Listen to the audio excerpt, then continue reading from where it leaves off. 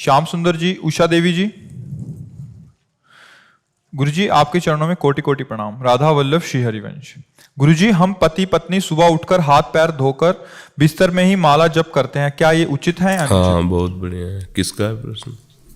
हाँ, बढ़िया है, बढ़िया है, ठीक है, जब करो। जब तक शौचालय ना जाए ना तब तक, मान लो जब शौचालय जाए तो फिर पवित्र होके फिर, हाँ बढ़िया है। गुरुजी, माला जप आलती पालथी मार के करते समय पैरों में पीड़ा होने से पैर फैलाना पड़ता है, जिससे कोई अपराध तो नहीं बनता? ना ना, वृद्ध शरीर, आप नाम जप मंत्र जप करो। ये जो आसनों में बैठने की बात है ना, ये सब ब्रह्मचारियों की बात है। नए बच्चे हैं ब्रह्मचारी, योग मार्ग में चल रहे हैं, भगवत मार्ग, उनका ब्रह्मचर्य पचे। जैसे आसनों पे सीधा ऐसे बैठा रहता है, इसमें पीड़ा होती है। अब इसको जैसे 2 घंटे 2.5 घंटे 3 बिना हिले ऐसे, तो जो ब्रह्मचर्य है जो अधोगामी है वो ऊर्ध्वगामी होने लगता है, ब्रह्मचर्य पचने लगता है। क्योंकि गृहस्थी में तो परिवार है, लेकिन जो बाबा जी वो कैसे अपने को सुधारे, तो ब्रह्मचर्य के लिए, एकाग्र मन के लिए और अपने आराध्य देव की प्राप्ति के लिए। फिर जो विरक्त साधक है उनके लिए कठोर नियम होता है। आप ऐसे बैठिए, आप गृहस्थी में हो, पूरा शरीर जीर्ण क्षीर्ण हो रहा है, तो ऐसे पलथी मार के बैठो तो ठीक है, नहीं कुर्सी में बैठ जाओ, सोफा में बैठ जाओ। अब भजन होना चाहिए, ज़्यादा बैठने वाला उसमें शासन नहीं चल सकता। वृद्ध शरीर गांठ दर्द करेगी, कमर दर्द करेगा, क्योंकि गृहस्थी में रहे हो। थोड़ा टहल लिया, फिर बैठ लिए, फिर टहल लिए, पर टहलते समय भी मंत्र जब, बैठते समय भी। अब भगवान का स्मरण बना रहे, प्रभु का स्मरण ना छूटे, खास बात ये रहेगी जी। गुरुजी, किस दिशा में मुख करके माला जप करना चाहिए? सुबह शाम पूर्व दिशा में बैठकर मंत्र जप करते हैं, कृपया मार्गदर्शन करें। हाँ, बढ़िया है। शाम टाइम उत्तर दिशा में करते हैं और प्रातः काल पूर्व दिशा में करते हैं। और जब भगवत प्रेम की बात आ जाती है तो सब दिशाएं हमारे प्रभु की हैं। वो जिधर बैठा उधर ही मंगल है। अब सही पूछो तो हमें दिशाओं का ज्ञान भी नहीं रह गया। जैसे पहले तो सब था संध्या वंदन जो करना, अब हमसे अगर यहाँ पूछा जाए कि किस दिशा में दरवाजा है तो हम नहीं बता पाएंगे, क्योंकि इसका चिंतन ही नहीं होता ना। आज कौन सा दिन है मुझे पता नहीं। डायलिसिस के लिए लोग बताए, हाँ कल डायलिसिस तो लगता है, हाँ अमुक अमुक दिन डायलिसिस होता है। एकादशी का पता चलता है परिक्रमा की भीड़ से, क्योंकि ये सब चिंतन ही नहीं रह गया ना कि अब कौन सी दिशा, सब दिशाएं हमारी प्रिया प्रीतम की, सब भूमि मंगलमयी। बस जिस समय नाम जब चल रहा है सब मंगलमय हो रहा है। पर हाँ, प्रारंभ में ये आवश्यक है कि जैसे प्रातःकालीन बेला पर पूर्व दिशा में जिधर से सूर्योदय हो रहा है उधर के लिए, और भगवत प्राप्ति के लिए फिर संध्या काल में उत्तर दिशा की तरफ मुख करके भजन करना चाहिए जी। सविता भारद्वाज जी।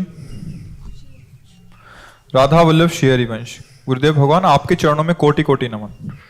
हे प्रभु, हम बहुत ही बुरे हैं, बहुत अपराध किए हैं, आप हमें क्षमा करें या दंड दें, ये आपकी बात है। हे भगवान, अगर हम बुराई पकड़े रहेंगे तो हम बुरे हैं, अच्छाई पकड़ लिया तो अच्छे हैं, उसमें कहने की बात नहीं है। अपने को देखे, जो शास्त्र विरुद्ध, गुरु आज्ञा के विरुद्ध आचरण है उनको ना करे, वही बुराई है। अगर हम बुराई करते भी रहेंगे और कहते रहेंगे हम बुरे हैं, तो ये मूर्खता कभी हटने वाली नहीं। वैष्णव दैन्यता एक अलग चीज होती है, लेकिन जिसे हम गलत समझते हैं हम गलत करेंगे नहीं। अगर हम गलत करते रहे और अपनी जबान से कहते भी रहे तो क्या वो बकवास ही तो है, फिर मूढ़ता ही तो है, मूर्खता ही तो है। जब हम जान रहे हैं कि गलत है ये और नहीं करना चाहिए तो हमें नहीं करना चाहिए। उसके लिए हमें बल मिलेगा नाम से। हम जितना नाम जप करेंगे, सत्संग सुनेंगे, उतने हमारे अंदर आध्यात्मिक शक्ति आएगी। आध्यात्मिक पावर से ही हम अपनी इंद्रिय और मन को गलत कामों से रोक सकते हैं। नहीं तो जानते हुए भी वो जबरदस्ती गलत काम करवाते रहेंगे, क्योंकि आप में आध्यात्मिक शक्ति नहीं रह गई। इसलिए खूब नाम जप करो और बचो गंदी बातों से, नहीं तो इनका जब परिणाम आएगा ना तो फिर मतलब सह नहीं पाओगे। छोटे से कोई कर्म का बहुत बड़ा परिणाम होता है, और बड़े कर्म का परिणाम तो कहना ही क्या है। तो इसलिए बहुत सावधान रहना चाहिए। आजकल जिसे मनोरंजन समझा जाता है वो दुर्गति का कारण बनता है। जो बच्चा बच्ची और सब आजकल ये समझ रहे हैं ना कि खिलवाड़ है, बस केवल मन जैसा कहे वैसा हमें करना है, तो इतनी बात समझ लो कि ये तुम्हारी दुर्गति का कारण है। ये भगवान ने गृहस्थी धर्म की, विरक्ति धर्म की, परिवार की व्यवस्था शास्त्रों में की है। आप ऐसे चलो, जब तक ब्याह ना हो तब तक ब्रह्मचर्य रहो, संयम से रहो। जिस पति पत्नी से ब्याह हो जीवन भर उसको निर्वाह करो और उसी में सीमा में रहो। ब्याह किस लिए किया जाता है? सीमा में। ये पशु स्वच्छंद विचरण करते हैं, मनुष्य थोड़ी। मनुष्य के लिए तो एक सीमा है। ब्याह इसीलिए किया जाता है कि आप अपनी पत्नी से, पति अपने पति से ही सांसारिक संबंध रखें, अन्य किसी से नहीं। और उसको समझा नहीं जाएगा तो पतिवंचक परपति रति करई, रो रो नरक कल्प शत परई। ऐसे ही शुभगति व्यभिचारी, जो पुरुष व्यभिचार करता है उसे कभी शुभगति प्राप्त नहीं हो सकती, दुर्गति को प्राप्त होता है। ये बहुत जो हम लोग आजकल मनोरंजन समझते हैं ना, धर्म का त्याग करके मनमानी आचरण, तो ये जब शरीर में भयंकर रोग और दुर्गति होती है तो नरक क्या है? जीते जी देख लो, ऐसा नरक है। इतनी अशांति, घोर जलन। एक घटना बताते हैं, पूर्व में एक शुक्ला परिवार थे, बड़े जमींदार थे शुक्ला जी, और उनका जो लड़का था बिल्कुल हष्ट पुष्ट ऐसा एकदम। उनका ब्याह हुआ, हम लोग छोटे छोटे बच्चे थे तब। उनका ब्याह हुआ, वो आई तो फिर वो बड़ी रूपवती थी और वो हष्ट पुष्ट थे, सब था सब। एक दो बच्चे हुए, उन्होंने नौकर रखा, उसने नौकर से संबंध बनाया उनकी पत्नी ने, और मिल करके नौकर से पति को जहर दे दिया, पति मर गया। अब उसके पिता जो जमींदार थे, उनको जब पता चला ऐसा ऐसा, तो पूरी संपत्ति अपनी, एक जो बहुत ही शासन करने वाले जमींदार टाइप थे ठाकुर, उनके नाम कर दी, क्योंकि एक ही पुत्र था। तुम्हें दाना नहीं देंगे, हमारे पुत्र को तुमने मार दिया। अब वो सब उधर लिख दी। उन्होंने उनके पिता को भगवान की तरह अपने यहाँ रख लिया ठाकुर ने। अब जब जांच हुई तो वो नौकर और उनकी पत्नी जो जिसने जहर दी, आजीवन के लिए उनको सजा हुई, सब बर्बाद हो गए। हो गया ना। ये तो है बाहरी परिणाम। जो इसका मूल परिणाम आएगा वो आगे के जन्म में भोगना पड़ेगा, नरक आदि भोगने के बाद। ये खिलवाड़ नहीं है, बहुत सावधान रहना चाहिए। ये फिसलते फिसलते ऐसी जगह चला, अब बताओ जीवन भर जेल भोगेगी। वहाँ पत्नी बनकर जमींदार की आनंद ले रही थी, उसको चैन नहीं पड़ा, मनमानी आचरण किए तो कहाँ पहुँच गए।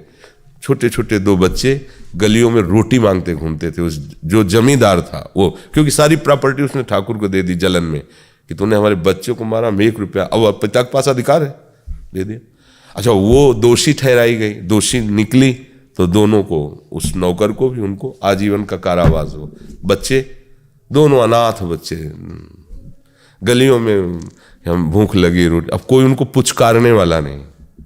ये कितना बर्बाद हो गया, बर्बाद हो गया ना।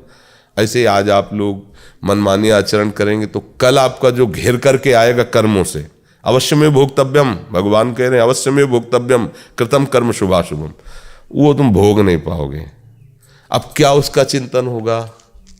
जेल में रहकर रात दिन जलेगी, क्योंकि बच्चों का मोह, शरीर की कामाशक्ति और पति के मारने का अपराध, ये सब उसे रात दिन जलाते रहेंगे। इसलिए सबको होश से रहना चाहिए।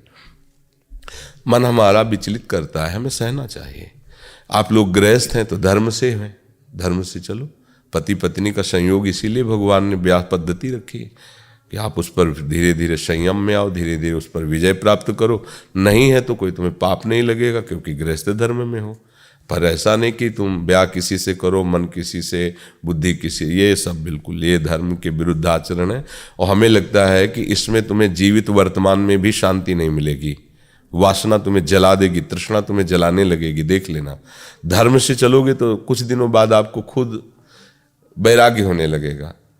चौथे पन में गृहस्थी जन भी निवृत्त हो जा। जहाँ लड़का बच्चा हुए वो घर के बाहर सोने लगते थे, गांव में हमने देखा। भजन परायण होने लगते थे कि भैया हो गया गृहस्थी का इतने का। अगर वासना से अपराध अधर्म करोगे तो जीवन में नहीं छोड़ पाओगे, पापाचरण बढ़ता चला जाएगा। भले इंद्रियां काम न करे, तुम आसक्त होकर उसी का चिंतन करोगे और नरक प्राप्त होगा, दुर्गति प्राप्त होगी। अगर हम में वास्तविक गलती है तो हमें छोड़ना चाहिए। छोड़ने के लिए ही मनुष्य शरीर मिला है। गलती हो जाना कोई बड़ी बात नहीं, उसका सुधार किया जाए। जब से जाना तब से हम सही चलने लगे। अब लो नशानी अब ना नशो, आज तक गलती हुई, आज से नहीं तो भगवान माफ़ कर देंगे, आपको आगे का रास्ता देंगे। लेकिन हम कहते भी रहें कि गलती हुई और गलती करते भी रहें तो फिर बात नहीं बनेगी, फिर तो मतलब दंड भोगना पड़ेगा। और दंड जब आता है तो अच्छे अच्छे को भोगना पड़ता है बड़े। अब जैसे पूर्व जन्म में कोई कर्म बना हमसे तो हमारी दोनों किडनी फेल हैं, अब डायलिसिस हो रहा है, ये परेशानी वो ये तो कृपा कहो कि लाडली जी की शरण में बचपन से भगवान के मार्ग में, तो ऐसे गोद में लिए, नहीं तो गृहस्थी में होते ना तो सड़ते होते, डिप्रेशन में होते, कुछ करने लायक नहीं। कितना खर्चा कहाँ से कैसे, ये भगवान के ये कर्म का ही फल है। किसी न किसी जन्म के भीष्म जी जब बाणों की सैया पे पड़े हैं ना तो भगवान से कह रहे हैं ऐसा हमने इस जन्म में क्या कर्म किया, बाल ब्रह्मचारी सब। उन्होंने कहा नहीं, पीछे पीछे हिसाब, ये पिछला हिसाब चल रहा है, 6 महीना बाणों की सैया पर। कर्म देखो इतने बड़े महापुरुष को भी भोगना पड़ रहा है तो फिर औरों की बात क्या है। तो इसलिए सावधान रहो, कोई कर्म ना बिगड़ने पावे, ठीक से चलो। सुरभि तिवारी जी। श्री हरिवंश महाराज जी। महाराज जी आपके चरणों में कोटि कोटि प्रणाम। महाराज जी हमें कोई दुराचारी आत्मा कई सालों से परेशान कर रही है, उसकी सद्गति क्या करवाई जा सकती है? इतनी प्रतिकूलता में हमारा मन सब जगह से उदासीन हो जाता है, रात को सोते टाइम या सुबह उठते तो मुझे बच्चा इस विषय का तो हमें ज्ञान है नहीं, हमें तो लगता है हमारा मन ही दुराचारी है और यही सब रूप रख के हमें परेशान करता है, और तो कोई है नहीं परेशान करने वाला है। बाहर से बहुत ज्यादा किसको महसूस होता है? मन को ना होता है ना, वो मन को ही तो होता है ना बच्चा। ये मन ही भूत है, ये मन ही दुराचारी है, मन ही महात्मा है, मन ही भगवान है, मन ही संसार है। जिस समय आपका मन प्रभु में लगा होगा तो कहीं कोई दुराचारी या भूत या कुछ, तुम तो घर में रहती होगी, हम तो श्मशान में रहे। गंगा के किनारे लोग सैकड़ों लाशें ऐसे फेंक देते थे, पहले जलाने वाला कोई धनी आदमी होता था, प्रायः सब ऐसे फेंक देते। कुत्ते लाश खा रहे हैं, वहीं हमें सोना है, वहीं टहलना है। 10वें वर्ष केवल गंगा का किनारा। कभी हमें कोई ऐसा नहीं कि भूत योनि होती नहीं है, पर ऐसा नहीं कि तुम्हें टच कर सके, तुम्हें परेशान। तुम्हारा मन गंदा होगा तभी ये सब बातें होती हैं। तुम्हारे मन में मलिनता, मन में पापाचरण, पूर्व संस्कारवश पूर्व के हैं, तो जैसे गंदी वृत्तियाँ पवित्र मन में थोड़ी उदय होती हैं, ऐसे ही गंदे आचरण करके जो भूत प्रेत बनते हैं, अच्छे लोग थोड़ी बनते हैं। अगर इन लोगों का अटैक भी कभी किसी पर होता है तो उसी गंदगी में वो बैठेंगे, अन्य जगह नहीं बैठेंगे। हिम्मत नहीं है, छू सकें ऐसी हिम्मत नहीं है, डरा सकें ऐसी हिम्मत नहीं। अनिष्ट की तो बात ही जाने दो, किसी की सामर्थ्य नहीं। और ये रात दिन न बिजली है न कोई, गंगा किनारे कहाँ, अंधेरे में वृक्ष के नीचे पड़े हैं। दिन में देखा वहीं कुत्ते खा रहे हैं लाशों को, उसी के ऊपर इधर पड़े हैं ऊपर, कोई ऐसा कोई भय नहीं, कभी कुछ कोई नहीं। हाँ, हमारा मन गंदा हो, हम इन बातों को थोड़ा कम मानते हैं, क्योंकि ऐसा नहीं कि हम जानते नहीं कि जैसे 84 लाख योनियों में अन्य योनियाँ, ऐसे एक भूत योनि है। लेकिन भूत योनि परेशान उसी को करेगी जो उसी क्वालिटी का हृदय होगा। ये भी बात समझो। जब हम प्रभु का भजन करते हैं, प्रभु के आश्रित है, तो किसी की सामर्थ्य नहीं। संतों के पास भूत प्रेत आते हैं अपना उद्धार कराने के लिए, उनकी सामर्थ्य कि उनको छू ले, उनको परेशान, उसकी क्या से भ्रष्ट आत्मा है वो, उसकी सामर्थ्य क्या महात्मा को छू ले। तो अब जैसे हम नाम जप करें, भजन करें, तो सबकी आत्मा भगवत स्वरूप है, ऐसा कोई दंड नहीं हो। हमारा जब कर्म बिगड़ता ना तो घटना घटा देता है, हमें लगने लगेगा हमें भूत सवार है, कोई हमारे ऊपर आवेश आता है, कुछ मिर्गी आने लगेगी, कैंसर हो जाएगा, दिल फेल होने लगेगा। ये सब हमारे कर्म से होता है। कहीं किसी में कोई ऐसी सामर्थ्य नहीं कि हमको दंड दे सके, हमारा कर्म हमको दंड देता है। तो इसलिए मुझे लगता है बच्चा नाम जप करो तो सब ठीक हो सकता है। महाराज जी पहले नाम जप करते थे तो वो चीज दूर हो गई थी, फिर जब मंत्र करा तो मतलब घेर सा लेती, मतलब मंत्र नहीं, अभी आप जान ही नहीं पाए हो। शास्त्रों नाम जपने का जो फल हो, एक बार मंत्र उच्चार, अंदर से मंत्र का सुमिरन का फल है। शास्त्रों बार नाम जपने का जो फल है, एक बार मंत्र में होता है। ये रहस्य है, सबको थोड़ी मंत्र ऐसे थोड़ी दिया जाता है। नाम खूब जप करो, इसके बाद मंत्र दिया जाता है। फिर शरणागत मंत्र खूब जप करो, फिर आपकी निज पवित्रता के अनुसार आपको फिर निज मंत्र। तो ये बात तो बच्चा बिल्कुल हमें नहीं जमी कि तुम नाम जप करती हो तो विकार नष्ट हो जाता है, और मंत्र जप करती हो तो वो घेर लेता है। ऐसा नहीं, मंत्र तो बहुत सी अजीब अजीब मतलब एक बारीक सी बच्चा चीज़ है कि महसूस आप डिप्रेशन की दवा ले रहे हो किस, तो आप ले डिप्रेशन की दवा, हम तुम्हें जो बता रहे हैं। तो मनोवैज्ञानिक जो होते हैं ना चिकित्सक, उनसे बात करो, कोई भूत प्रेत नहीं, हमारी बात मानो, तुम उनसे जाओ और अपनी मानसिकता को पुष्ट करने वाले जो पदार्थ हैं वो दवा देते हैं। जैसे कुछ पेय है, कुछ ऐसे, कुछ नींद की देते हैं, कुछ भोजन की देते हैं। तो आप पहले संपर्क करो, बिल्कुल भूत नहीं। श्री हरिवंश सी इन दोनों को मतलब अफेक्ट रहा है थोड़ा पहले भी। अफेक्ट क्या होता है? किसका किसका प्रभाव? मतलब इन दोनों को कुछ महसूस होता है। अरे सबको महसूस होता है, सबको महसूस होता है। कौन सृष्टि में जिसको काम न सता रहा हो, क्रोध न सता रहा हो, मोह न जब काम आता है तो आपके अंदर आवेश आता है ना। आप अगर उसको चेक करो तो लगेगा बहुत बड़ा भूत आ गया है, अब मैं रुक ही नहीं सकता, या तो उसे मार दूंगा या मैं मार दूंगा, इस समय मेरी कामना पूर्ति होनी चाहिए।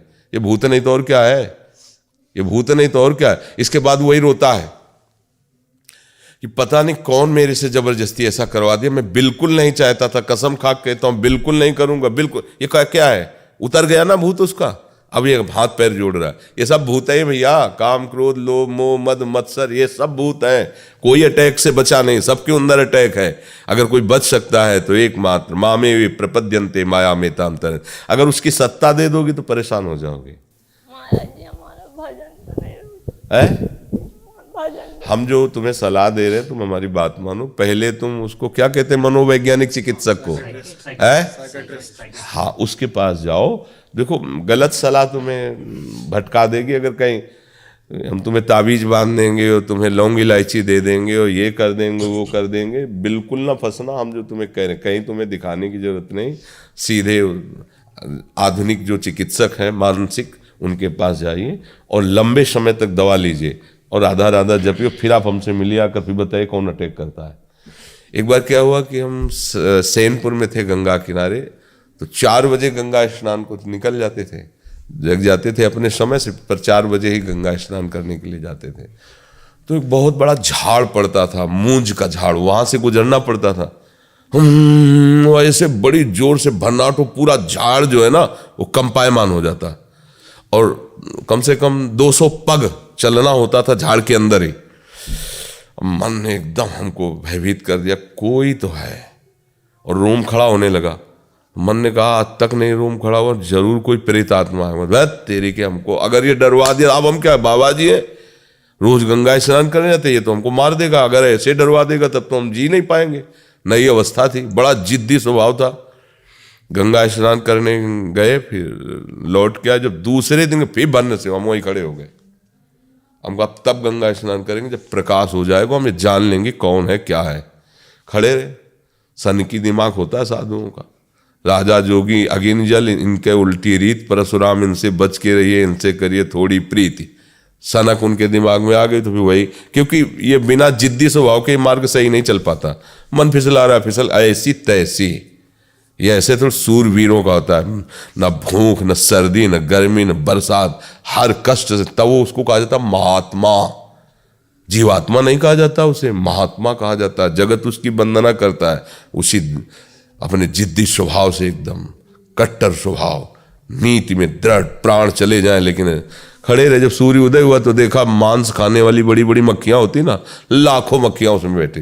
वो जब जरा सा आहट पाए तो उड़ी, और उनकी भनभनाहट तो पूरा हिल जाता, और मन हमको रोमांच करवा दिया, और हमारे मन में आ गया कि भूत है। देखो अगर दूसरे दिन मस्ती से निकलने लगे कि मक्खियां है, और अगर भाग पड़ते तो भूत दौड़ पड़ता और हम गिर पड़ते, और हमको झड़वाना पड़ता कि हमारे अंदर भूत है। कुछ चला ही, हम तुम्हें कह रहे हैं घोर स्मशान में विचरण करने वाले आदमी, काशी के घाटों में पड़े रहने वाले, ये सब कुछ हाँ है, प्रेत यूं नहीं है, पर भजन करने से, भगवान नाम जप करने से सब शांत हो जाता है। भगवान के नाम से बढ़कर कुछ नहीं। तो बच्चा हम जो कह रहे हैं उसे मानो।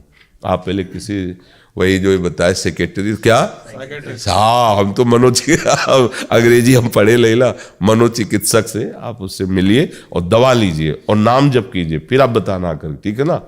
हाँ, कोई भूत प्रेत नहीं, भगवान सर्वत्र है। मत्ता परतरम नान्यत किंचित अस्ति धनंजय, हे धनंजय मेरे सिवा कोई नहीं है। जब हमारे गलत कर्म हो जाते हैं तो हमको गलत सब दिखाई देने लगता है, और जब हम सही चलते हैं तो सब जगह भगवान नजर आने लगते हैं। मनोज कुमार जी, सदगुरुदेव भगवान आपके चरणों में दंडवत प्रणाम। गुरुदेव, मेरी एक जिज्ञासा है कि क्या भगवत प्राप्ति से पहले मन का पूर्ण रूप से संकल्प विकल्प रहित होना संभव है? हाँ, हो जाता है, हो जाता है। किसका है? अब हाँ, हो जाता है। सूर्योदय के पहले ही अंधकार नष्ट हो जाता है, नहीं हो जाता? सूर्योदय होने के पहले ही, सूर्योदय नहीं हुआ पर अंधकार धीरे धीरे नष्ट हो जाता है। जब सूर्योदय होता है तो अंधकार का तो सवाल ही नहीं रह जाता है। ऐसी भगवत प्राप्ति की योग्यता आने के पहले ही निष्काम, निसंकल्प, निर्विकार, हाँ, वो स्थिति आ जाती है। तभी तो भगवत साक्षात्कार, वो भगवत स्वरूप होके ही भगवत साक्षात्कार होता है। ऐसा नहीं कि भगवत साक्षात्कार होगा तब संकल्प विकल्प मिटेंगे।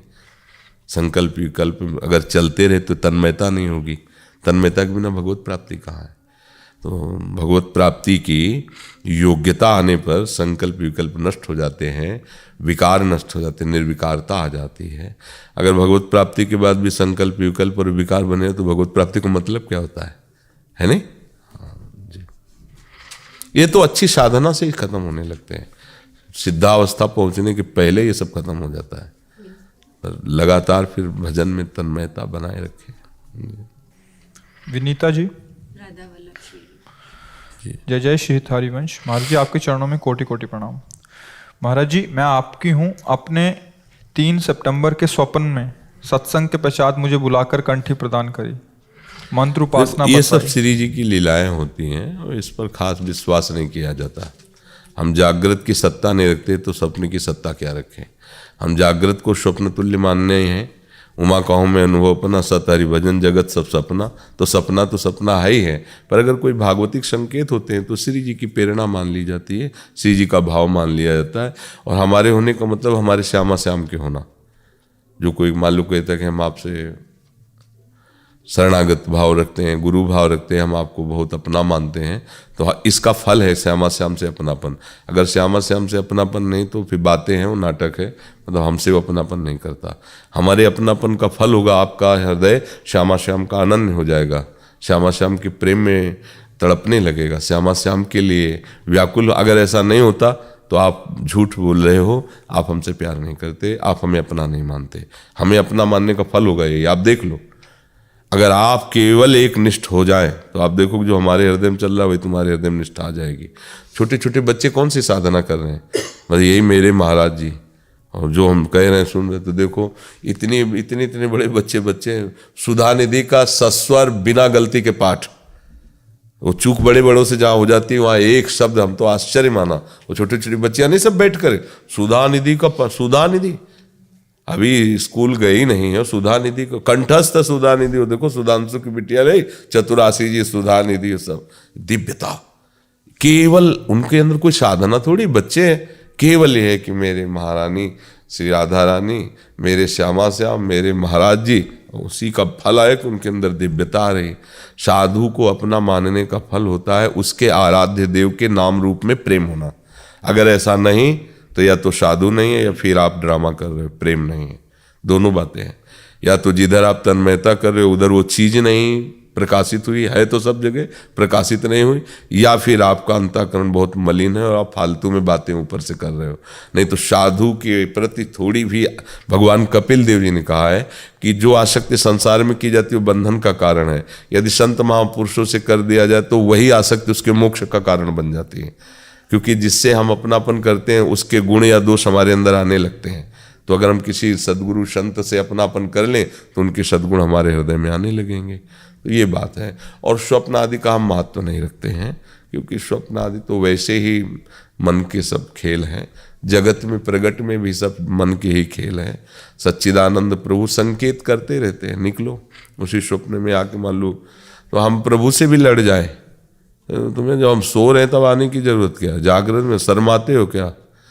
अरे हम आपके लिए जीवन अर्पित किया, जागृत में तो आप, और स्वप्न में भी आओ तो जागृत में भी आओ, और ना आओ तो ना आओ, हमारे पास नाम है, हम राधा राधा कह के सोएंगे, राधा राधा कह के जगेंगे, राधा राधा करके जीवित रहेंगे, राधा राधा कह के मर जाएंगे। अब तुम देख लो, तुम अपनी तरफ से देख, तो महाप्रेमी हो, ऐसा कैसे? अगर इतना भी प्रेम आएगा तो प्रेम समुद्र, वो कैसे टिक सकते हैं? वो तो बहुत प्यार करने वाले हैं प्रभु। मंजू जी जमुनानगर से। राधा वल्लभ श्री हरिवंश। गुरुदेव भगवान, आपके चरणों में अनंत कोटि प्रणाम। गुरुदेव, आपकी कृपा से घर पर श्री जी की अष्टयाम सेवा विराजमान है। इस शरीर के पति का देहांत वर्षों पहले हो चुका है। मेरा प्रश्न ये है कि क्या मैं अपनी अशुद्ध अवस्था के दिनों में श्री जी की सेवा कर सकती हूँ? दो बातों में हम इस बात की अनुमति देते हैं, एक तो विरक्त और दूसरा ब्रह्मचर्य।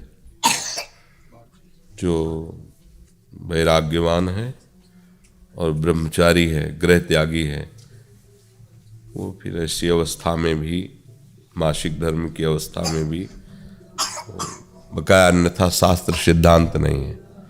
3 दिन तक तो अपवित्र दशा में ठाकुर सेवा आदि करने का अधिकार नहीं है, शास्त्रीय ऐसा मत है। अब जैसे जो बाल ब्रह्मचारिणी बच्चियां हैं, विरक्त हैं और भगवत मार्ग में लगे, उनके लिए कोई नियम नहीं, इन सब बातों का अस्तित्व ही नहीं।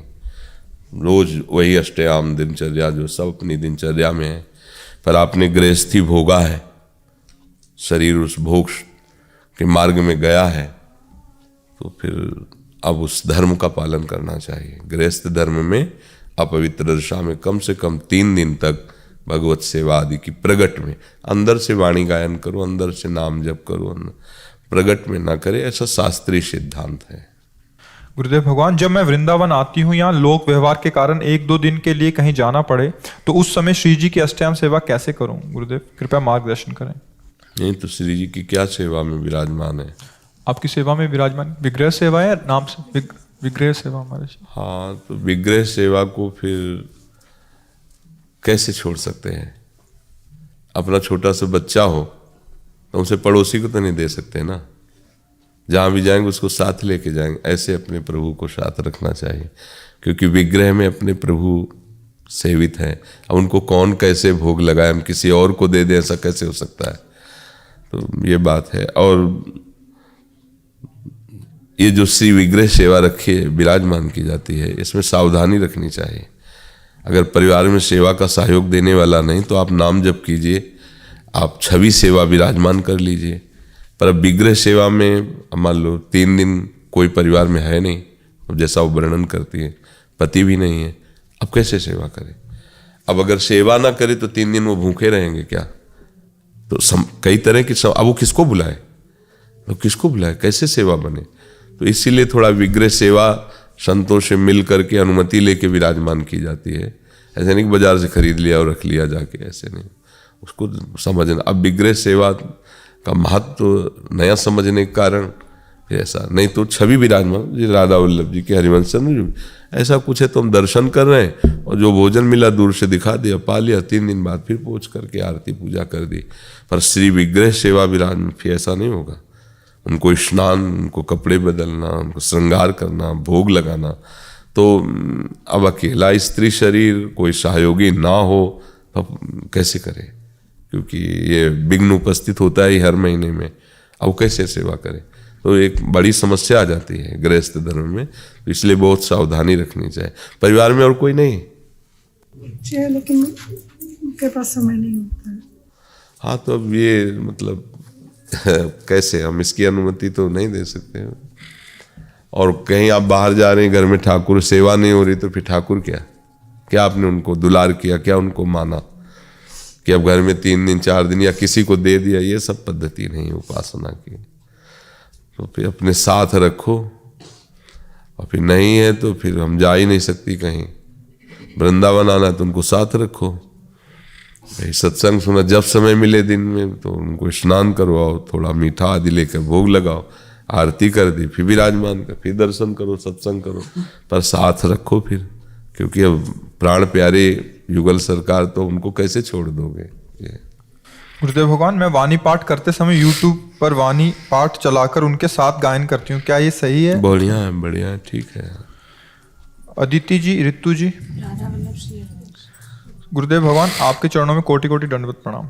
गुरुदेव, इस शरीर के पति का निकुंज गमन पिछले वर्ष श्री गुरु पूर्णिमा महोत्सव पर श्री धाम वृंदावन में हुआ था। अब आपकी कृपा से हम भी 4 महीने से श्री धाम वृंदावन में वास कर रहे हैं। ऐसी कृपा बनाए रखना कि किसी के भी प्रति अपराध ना बने, ताकि हमारा वास अखंड बने और जैसा आप चाहते हैं हम वैसा बने।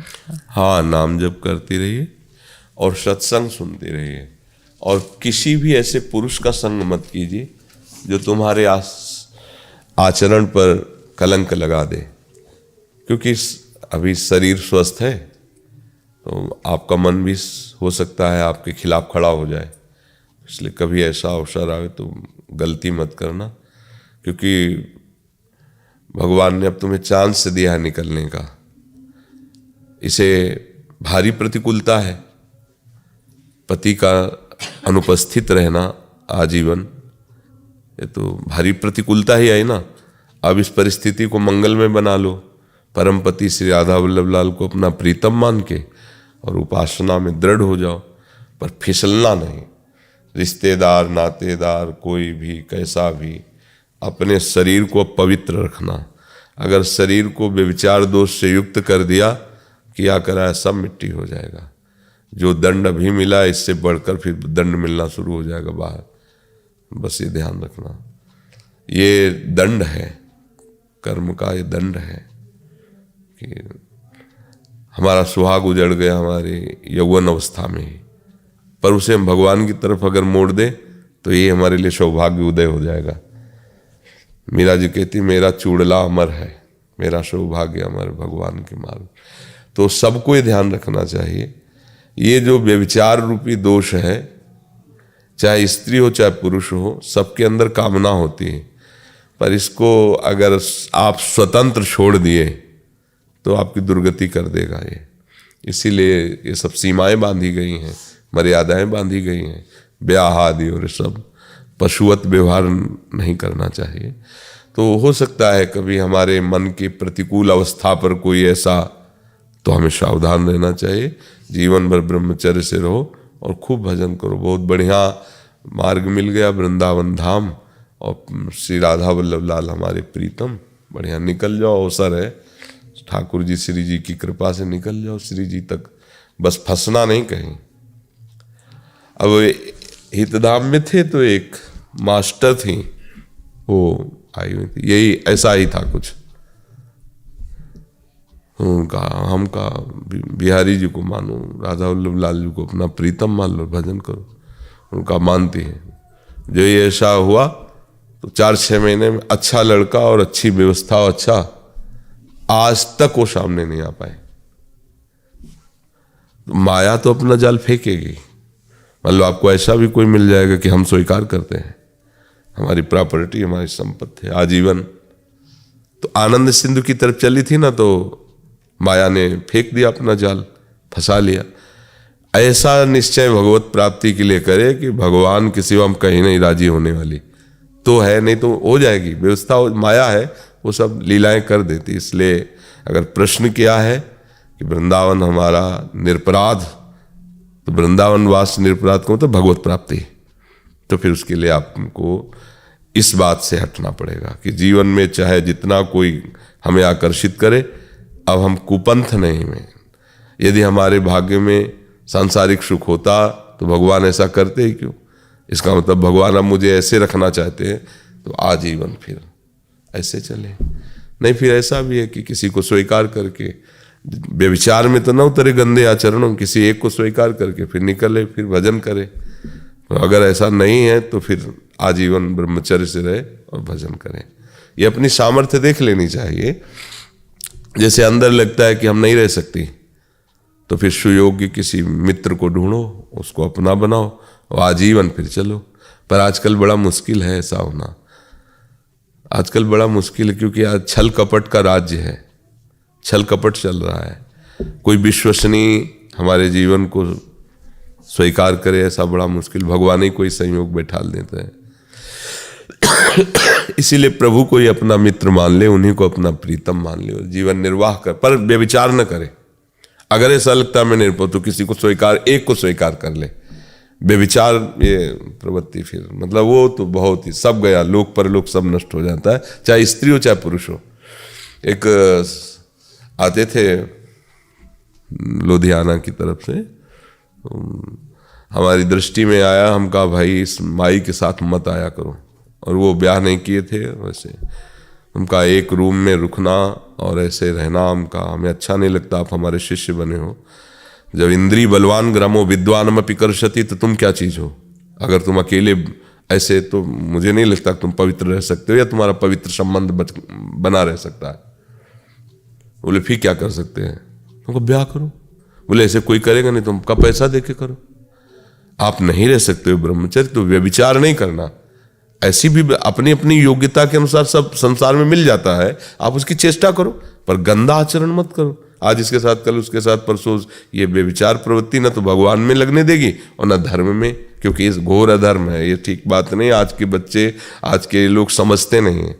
ये मनोरंजन नहीं है, ये अपना नाश करना है। बहुत सावधान रहना, चाहे स्त्री हो चाहे पुरुष हो। तो देख लो बच्चा अपने अनुसार। हाँ, दो मार्ग हैं, जिसका भी हो, जैसे भी हो। अगर आप आजीवन के लिए ब्रह्मचर्य मार्ग का, तो ठीक है, नहीं कोई साथी चुन ले, अपनी अवस्था के अनुसार साथी चुन ले। क्योंकि अकेला जीवन निर्वाह यदि प्रभु को लेके हो जाए तो बहुत मंगल में हो, ना हो पावे तो फिर सुरक्षा के लिए फिर किसी का वरण कर ले, उसके अनुसार चले। जैसा प्रभु आपके हृदय में प्रेरित करो, जैसी आपकी क्षमता हो।